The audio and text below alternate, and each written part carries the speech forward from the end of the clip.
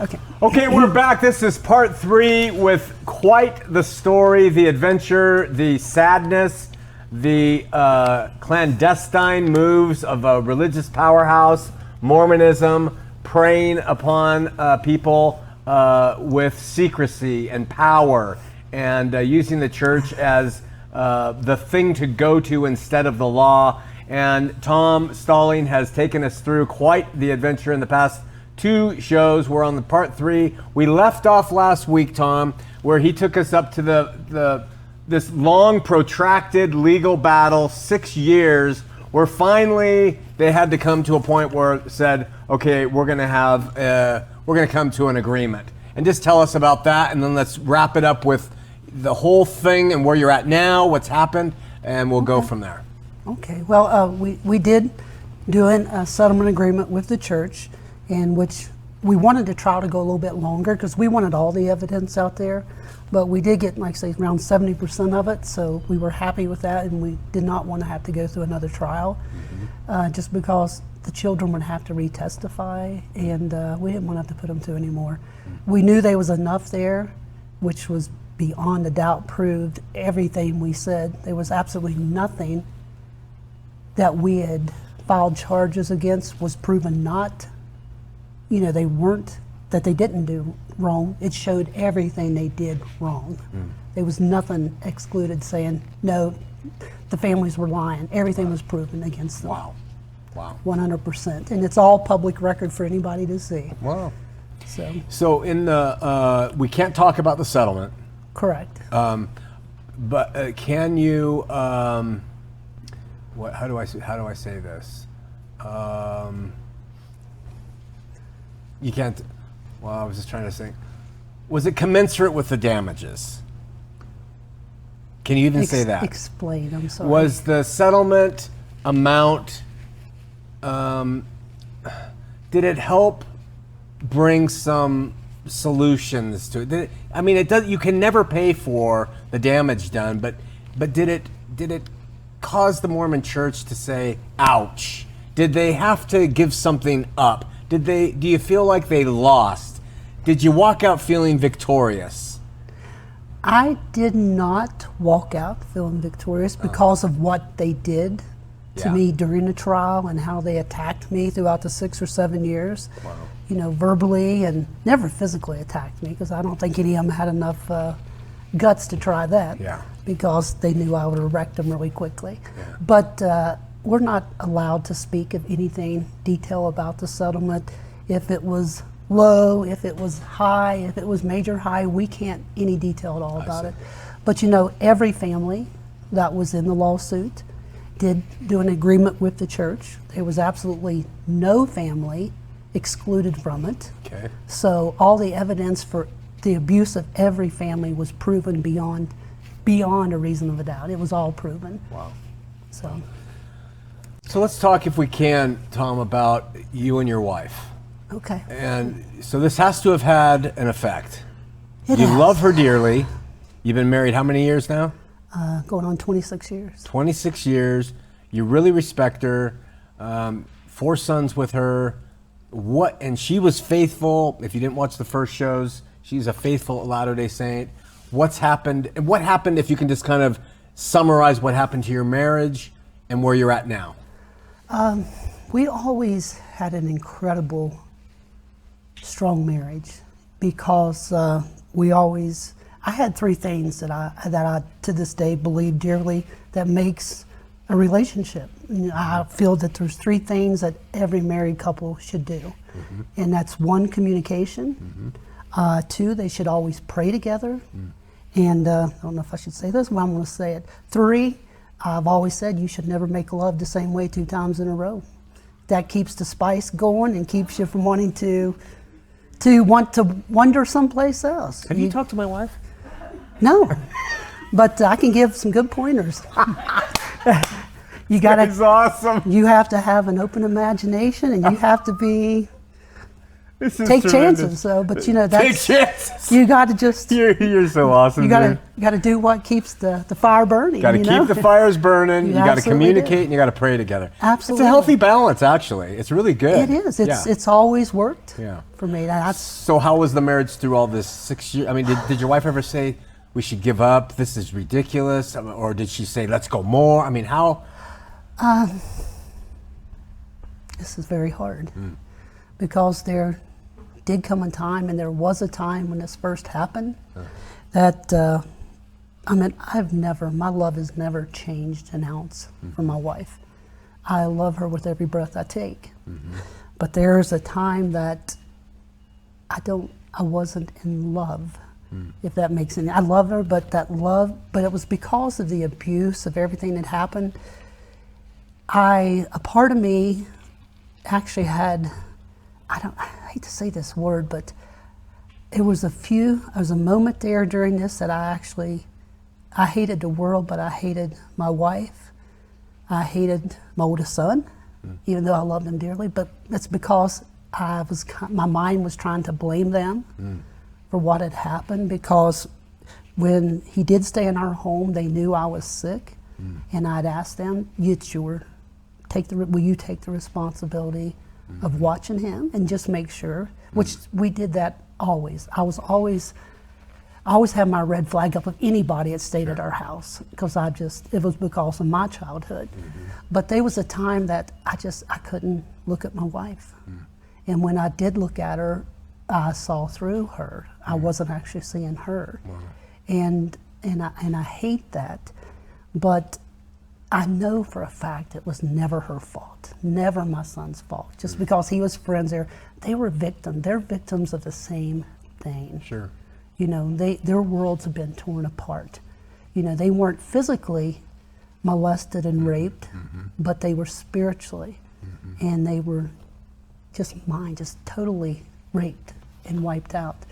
And it's caused some contention, a lot of distance, because we both kind of closed up, because we had to try to deal with our own feelings, we had to focus so much on the children, which is not a have to, should be. Every strength and breath we took was to, what can we do to help our children? We put our own love, our own thoughts, our own needs, they went away. And there was a major wall there. And to this day, we still have walls. There's things that we probably always talked about that we can't. There's just, relationship-wise, there's times I want to hold her in my arms and have a intimate relationship with, but I can't. And it's hard sometimes. That would be brutal. Did the church, in her mind, what's happened with her and her relationship to Mormonism? She is still as broken today as she was the day this happened. Wow. So like I said earlier, she has lived the gospel to its T. I've never seen anyone live it. She has had and has the purest heart that I've ever seen in any individual. I've learned so much from her. And I've always said that she and I have always walked side by side. We held hands and everything was there. I don't know a lot about my wife right now. I don't walk beside her, I walk behind her now. And the reason I do that is because I'm watching her. I'm observing her. I'm trying to learn who she is. I'm not trying to force her to be something I think she should be. Not that I could anyway. She'd probably hit me with a skillet or something. Not that she's done that. It's just a metaphor. But I'm trying to learn who she is and trying to find out. And you know, we have times where we can connect, where that feeling is there, where we can actually just put everything to the side and, you know, be there for one another. But there's times that it's hard. It really is, because my 24/7 is just focused on my children. What can I do today to help them heal, to help them put this behind them. When our trial was over and stuff, and I began to speak out, I set my children down. And I told them what I wanted to do. And I says, you know, if this is too hard, if you don't want me to do this, I won't. Every one of them hugged me and said, Dad, please speak and say we don't want any other little kids going through what we had to go through. They love and support myself and my wife. She's, you know, a very advocate too. She no longer does anything with the Mormon Church. She doesn't read the Book of Mormon at all. She has, I don't know what the word is for it. She has made some friends with, I don't want to say witches, because you hear the word witch, you automatically think something evil or something like that. Like white witches. Yeah, it's like nature. a spiritual, you know, she does go, she's facilitates with them. She goes watch the moon or something like that, you know, but she's not like doing any like spells or anything like that. Yeah. It's kind of a religious thing. She believes in God wholeheartedly. She knows our Heavenly Father's true. It's hard. We're learning, but it's probably me. I have a hard time because I love her. I know she's strong and she can do so much on her own, but I put so much effort in to my children. But I also try to put all the effort I can in with her because I'm her husband. You know, I'm supposed to be there for her. Sure. Not that I have to be, it's because I want to be. But there is a wall there. You know, there were some times that I have actually thought about leaving. And not because to get away from her, it's just because I wanted to protect her. I didn't want any of my anger, any of my feelings to stand in her way of healing. And I thought, and I've told her, I said, I love you with all my heart. I don't ever want to do anything to hurt you or upset you or to stop your healing. And I tell her, I said, I just want you to tell me what I can do to help you. And you know, she says, I want you to be happy. I want you to do what helps you heal. And me, I don't know what you call it. For myself personally, I hope this don't come out wrong. I hate myself 100%. I hate that I wasn't able to protect my children. I hate that they got hurt. I hate with a passion what these people did to my family and what they did to other families. I hate with a passion that they're walking the streets free. They're serving in church callings. They're misleading other people. I hate that. I want it to stop. And like I said, I want to cut every one of their throats if I could, but I can't. That's not the right way to do it. And my kids taught me the biggest lesson in what I call failure as a father that I ever did failing them. I have always told my children from the day that they can understand if anyone ever hurts them, I will kill them. And that was so wrong. That's why they didn't come to me in the beginning. That's how Michael Jensen used that. Come to find out through therapy and through over the years, the children said, that's why we didn't tell Dad. Wow.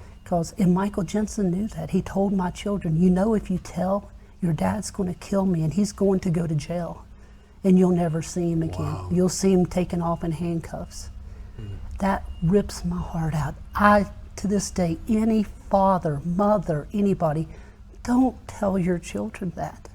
I wish I'd have said, hey, come to me, talk to me, I love you, we'll go to the police and we'll get it taken care of.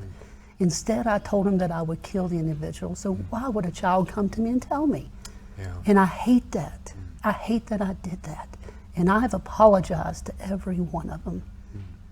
And they've said, you're forgiven, but I can't forgive myself for that because I feel that I failed them there. But it was because of the anger that I kept inside from my childhood and stuff. I wanted them to know that I would protect them with everything I had. But I told them the wrong thing. Well, we make mistakes. Yes, Tom. well, it's a mistake that'll haunt me until the day I die. Can you let it go? I can't. I don't, I feel in my heart I don't deserve to let it go. That I need to hurt, that I need to feel bad for that. Because I feel I failed my children. That's where I feel. I see. I mean, I love my wife dearly. And like I say, we don't really know each other right now, but we're starting to learn each other again. And it's hard, but our children, we're starting to heal with our children. And we're starting to do more family things again. My children, I have one son that can't even go in public very long. He can't even eat in a restaurant. He can't even go to public school. He has to be homebound, taught, because he has so much fear of being hurt or molested. It's been 6 years and my children are still in therapy, but they're getting stronger. And one of the biggest things that's helped my youngest child, who's now 13, he joined martial arts. And I have seen him heal so much through that. And he's even told me, Dad, if Michael Jensen gets out of jail, I could take him now. But you know what happened up all the years before that? He would sleep. He would always want to buy cactuses. We're in West Virginia and he wanted cactuses. And we thought, why do you want a cactus for?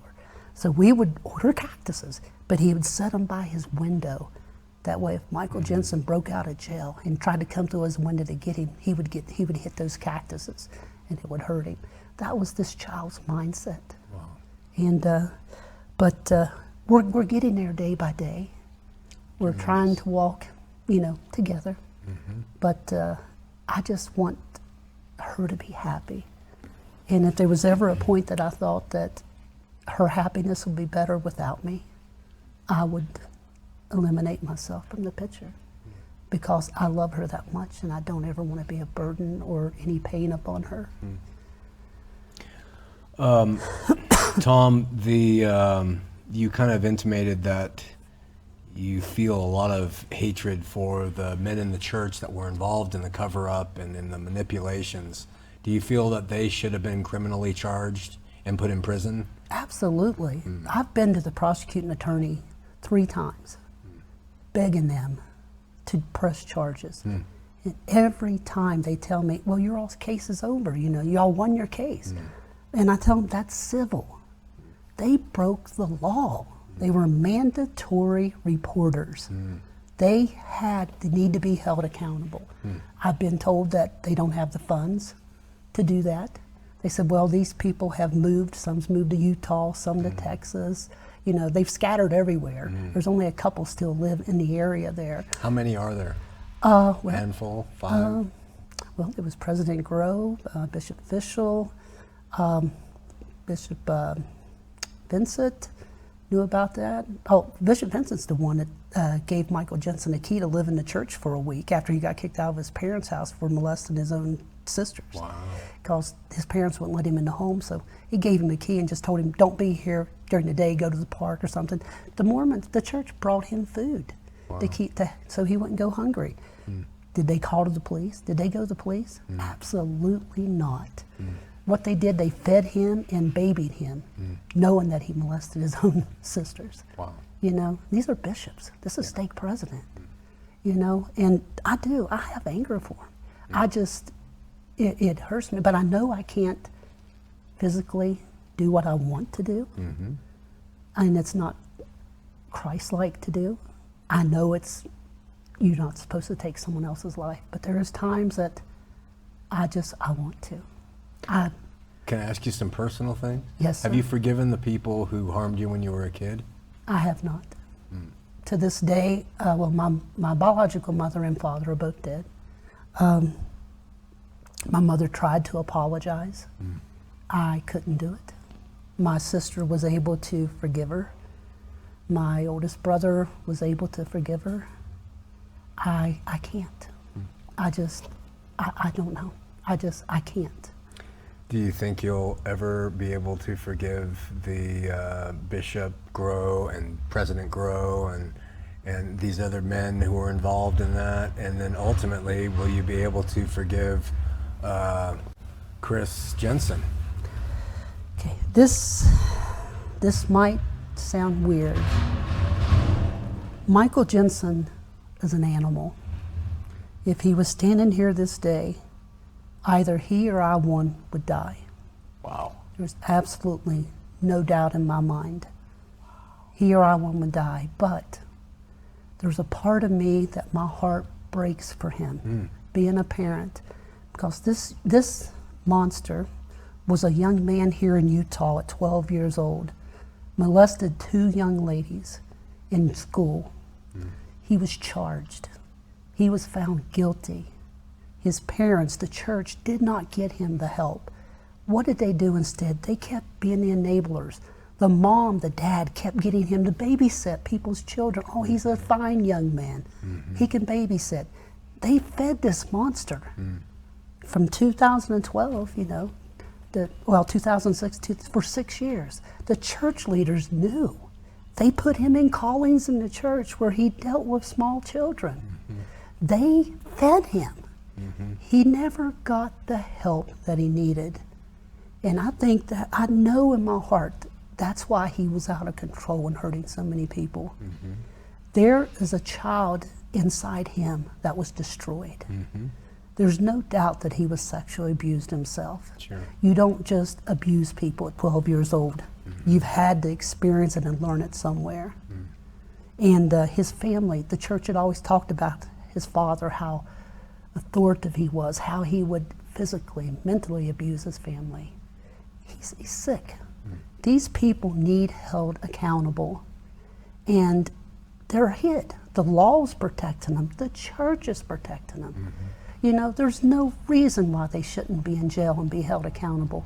If that would happen, if I would see that happen, there is a possibility that I could have that anger released because I know that they've held accountable. But you know what? The only thing that keeps me going, I know with all my heart they will face God at Judgment Day. And there they will have to answer for their sins. They might be able to get by with it here the rest of their life on earth, but they have to face God. And, I'll leave it up to God because he's the one that could do it. Because if I was the judge, I would kill every one of them. I hate to say that, but I would. You ever heard I can't even remember it, but I'm going to make it up right now, that carrying hatred in your heart for another person is like taking a vial of poison and drinking it yourself. That you're just destroying yourself in the process of continuing to hold animus and hatred for the people who deserve it.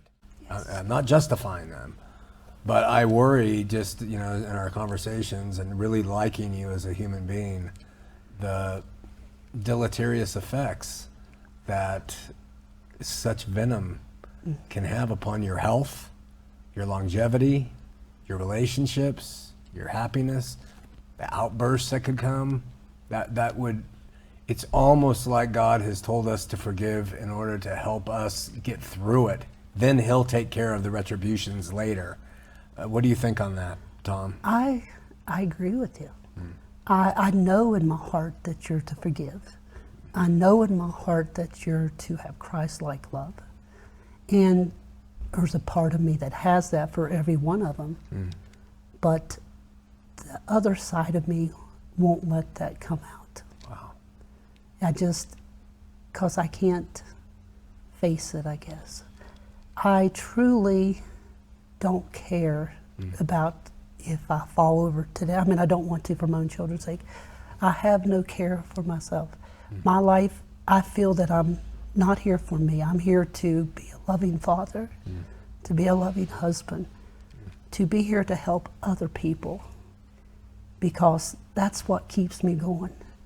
If I would ever stop for a second helping someone else, I literally feel I would cut my own throat and end my life, because that's the only thing that fuels me to go.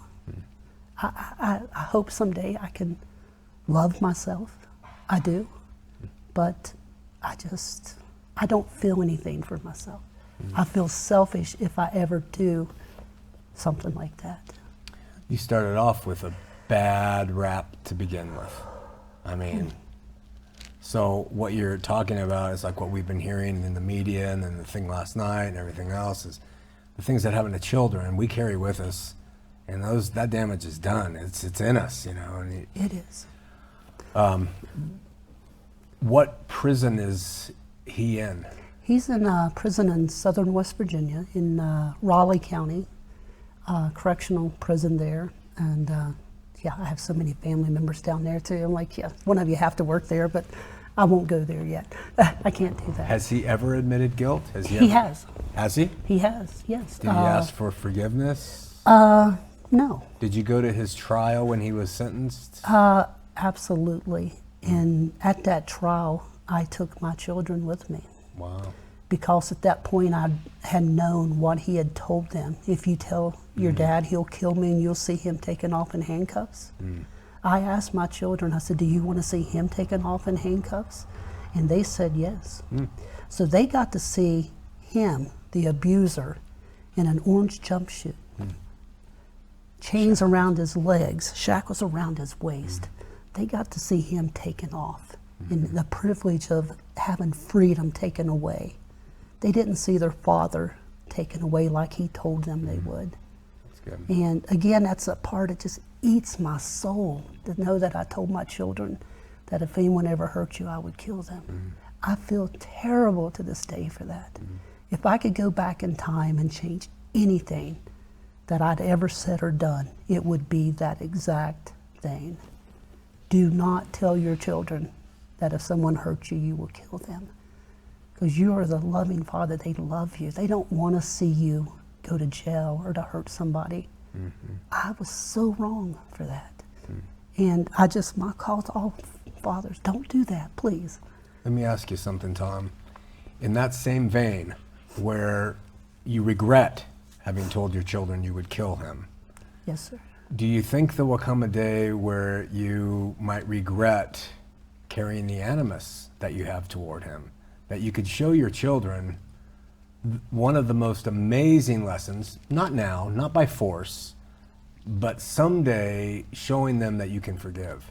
Going to the prison, looking him in the face, and showing your children the legacy you're leaving of real love, that you don't condone him, but boy, you aren't gonna let what he's done take you and continue to own you with hatred, that you can beat him even more by looking him in the face and saying, I'm glad you're doing your 75 years, but we forgive you completely.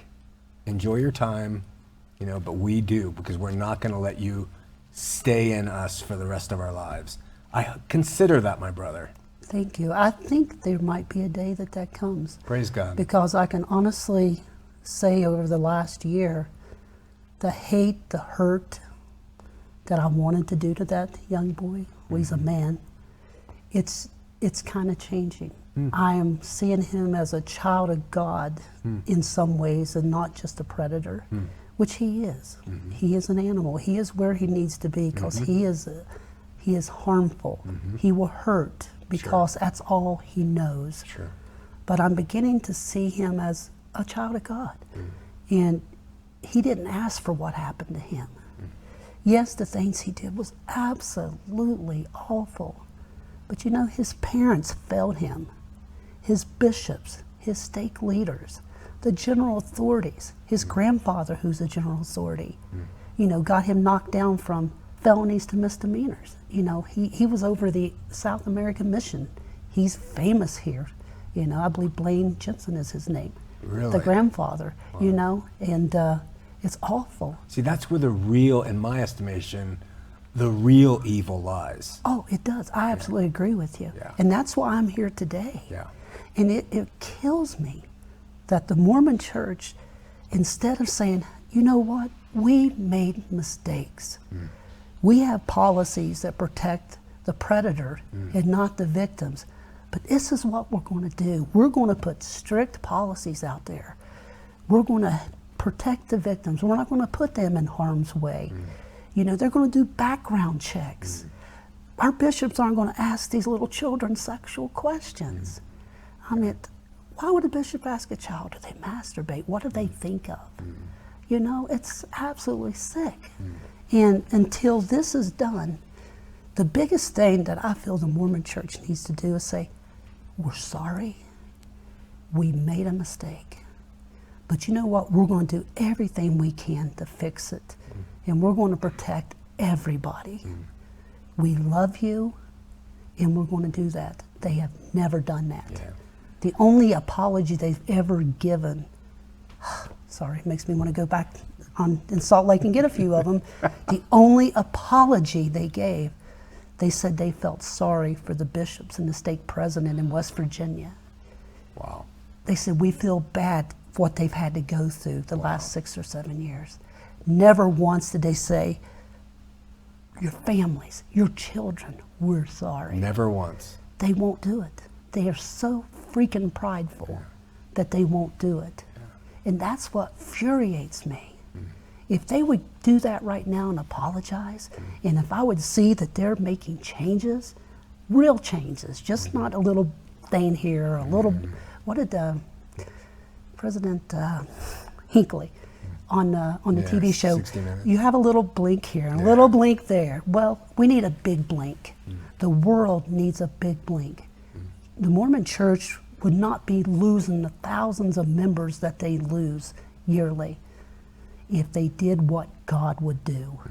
God would want them to love and to nourish and take care of everybody, not put threatening notes in their mailbox, not to come up to you in the stores and say, oh, how can you sue our church? How can you sue God? You know, that is wrong. And it needs to start at the top. The prophet himself, he calls him a prophet of God. Well, he needs to act godly. He needs to act like he is part of God. He needs to put a stop to it. He has the authority, the power to do it. And if he holds his leaders all the way down accountable, throw this hotline number out the freaking door. Give them one number, 3 numbers, 911. That's only number they need to call when someone comes and say we've been sexually abused. Tell McCraney and whatever their name is, go to another country or something, whatever, but call 911. Doesn't it seem reasonable, you and I sitting here, that a multi-billion-dollar corporation church with that Nelson running around, Mr. 90 plus, Mr. Energy, Mr. I'm going to change the name to LD Church of Jesus. I mean, doesn't it seem reasonable between me and you that they could do that, that they could change it? They absolutely could. They could. But it's pride. It's image. They're not going to say, we did something wrong. Who is it? The devil would tell you, I'm not wrong, I'm godly, follow me. They have taken what I truly feel some very good principles, teachings of God, and they use those and they have twisted their other things into it to make them controllers. You know, they mislead people, they threaten people. You try to stand up to one of them, you're excommunicated immediately. Look at Sam Young. He just tried to get him to quit asking these children questions. What did they do to him? They kicked him out. You know, look at Christy Johnson, that poor young lady. She poured her heart out, you know, and her mom went to bishops and leaders. What did they do? Nothing. They swept it under the rug. They destroy so many lives. And that is demonic. It's Just awful. evil. That's what brings my anger out. And, you know, I'm sorry if I sounded hateful or say I hate people. I don't think it's really hate. I'm just so disappointed. I think we understand. I think the audience gets it. Thank you, because I really don't hate No. people. I don't. I mean, I want to rip someone's throat out 1 minute, but I'm praying for them the next minute. I get If that it. makes any sense. I just want them to do the right thing. Do what God would do. I just want the prophet to say, what would God do here? This child's been sexually molested. Are we going to run them through a trial? Are we going to call them names during depositions? The lawyers they have, they're animals. They cut your throat. They want to destroy your lives. I mean, even throughout our whole trial, they were always attacking the parents. you're evil parents. It's your fault your children are hurt. And it's so wrong. Love us. Show us love. I tried to meet with the general authorities when our trial ended. I wrote and talked to Randy Alston, who was one of their main lawyers. I said, I want to come to Salt Lake City. I want to sit down and talk with the general authorities. I said, I'm not going to bring a camera. I'm not going to bring something to record. I'm not going to attack you. I'm not going to slit their throats. I want to seriously tell them what we've been through, how we were treated by their lawyers, how we've been treated by their leaders, how even the general authorities have treated us. We just want love. We want this to stop. We want no more children to be hurt. And if they would invite me today, I would walk in there, and that's exactly what I'd say to them. What was the response? Oh, they laughed. They said, why would you want to talk to us now? You wouldn't talk to us when this first happened. Yeah, when it first happened, they knew that lawyers were involved. Oh, they wanted to send the lawyers out and talk to us and give us counsel and help us then. Not until. They wouldn't do anything. And in the beginning, all they wanted to do said, we'll provide you counseling, but it has to be LDS. You can't go to any other counselor. You know why? Because the LDS counselors tell them everything. Sure. And they know how to cover it up and to make it, to help their image, make them look better. A couple more questions. We're almost out of time. Do you hope there's an eternal hell? Burning people like Chris Jensen forever and ever? I don't. Now, you ask me this in 5 minutes, I'll probably tell you, and I hope every one of them drowned in it. But truly in my heart, I don't want anybody to hurt. I don't want anybody to suffer. I want everybody to be good. If someone's done something, I want them to be able to learn from it and become a better person. And I don't want anybody to suffer, which there's times I want to cause that suffer. Sure. Because they have hurt me. Yeah. They've hurt my children. They've hurt other children. They are going out saying their representation, they are godly. They represent God. I'm sorry, God does not hurt children. No. God does not hurt people. Right. He loves them unconditionally. Right. That's what needs done. Now, if they can't do that, then I don't know. Good luck swimming in a lake of fire. I don't know. I'll throw you a rock and hope you're able to stay afloat. I don't know. What's the plan for Tom Stalling now? My plan is to try to become a better father, become a better husband.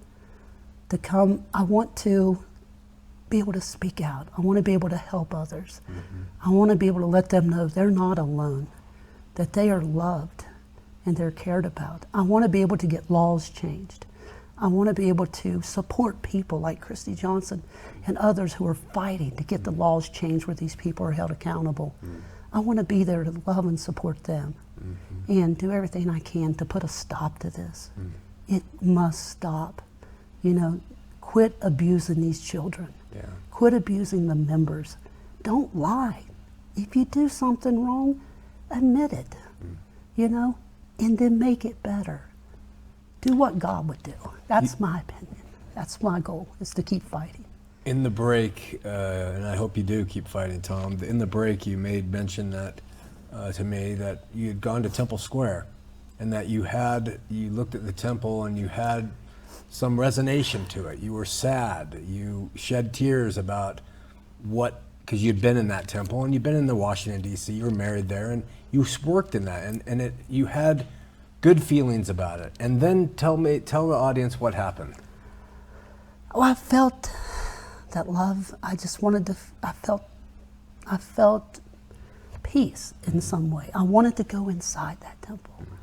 And I wanted to go there and see if I still had those same feelings. But I cried. And I just prayed. I was like, oh my gosh, this is supposedly a resemble. But then I was sitting there and I looked up at the top of that temple. And it felt like Captain Moroni is his name, that he reached out and slapped me with his trumpet.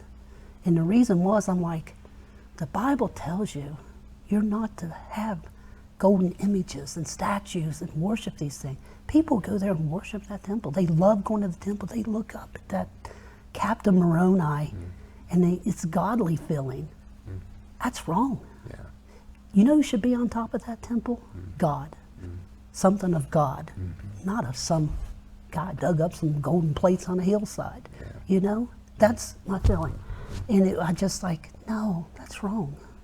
I thought that was important for you to share, simply because people who have been LDS and have gone through similar things like you, or dissimilar but still painful things, it shows that, you know, there's a lot of feelings tied up in being Mormon. You give a lot to that institution, you, especially you, and you really do try, and then when it lets you down, the fallout from that is significant. It's painful. It is brutal. I mean, for 20-some years, went to church every Sunday, family home evening Mondays, out at the church for young men, young women's Tuesday, Wednesday, Thursday, Friday, scripture reading all the time, taking our children to seminary, Saturday, helping somebody move or doing something with the church, Sunday back to church. It is 7/24, the church is. It demands that much from you. And I gave it all. I tried. Like I said, I struggled. There were some things that I didn't agree with, and I refused to accept it. And I would not go out and preach it. If I didn't believe it in my heart, I didn't teach it. I didn't talk about it. But you were faithful. I was very faithful. You know, I took my covenants in the temple that I made with my wife very serious. And, you know, I'm a human. If there's roses in the field, you're going to look. You just can't pick them, and that's what she always told me. But there's some beautiful women out there. But on the other hand, Your wife said there's roses in the field. You can appreciate them. You just can't pick them. She said, "Look, don't stare. Keep on walking. Look, but don't stare. But it's okay." So I thought, "Thank you," and I told her the same thing. And you know, did. I've seen her look at me. I mean, we're human. You know, we got that in. You're going to do it. I mean, there's some very beautiful people in this world, you know, and you're going to look, but, you know, I've not crossed that line, and because I took that very serious.